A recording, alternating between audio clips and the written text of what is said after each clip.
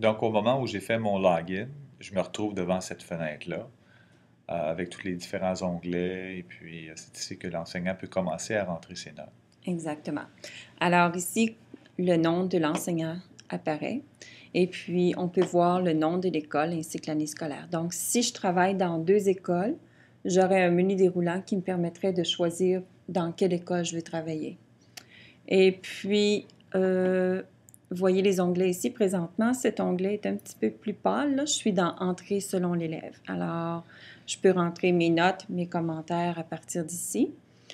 Puis je Si peux je avoir accès à tous mes cours à partir d'ici. Exactement. So, ici, on a le menu déroulant qui montre les cours de cet enseignant-là seulement.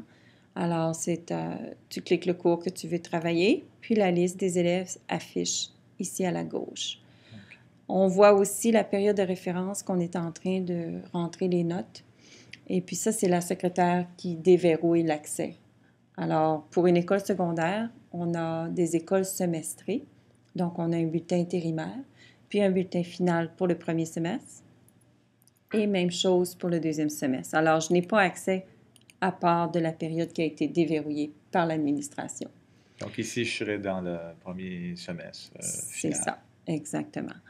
Alors, si je me mets sur l'onglet Entrée de notes selon la classe, tout à l'heure, on va voir quelle est la différence entre les onglets. Je peux rentrer dans cet onglet-là pour faire rapidement juste les notes de mes élèves au lieu de par le commentaire.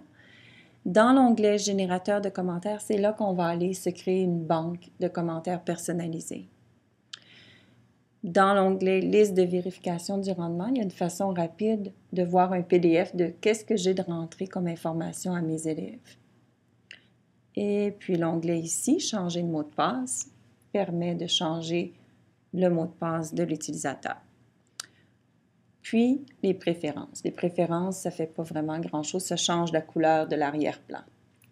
Alors, on va passer maintenant aux prochaines étapes.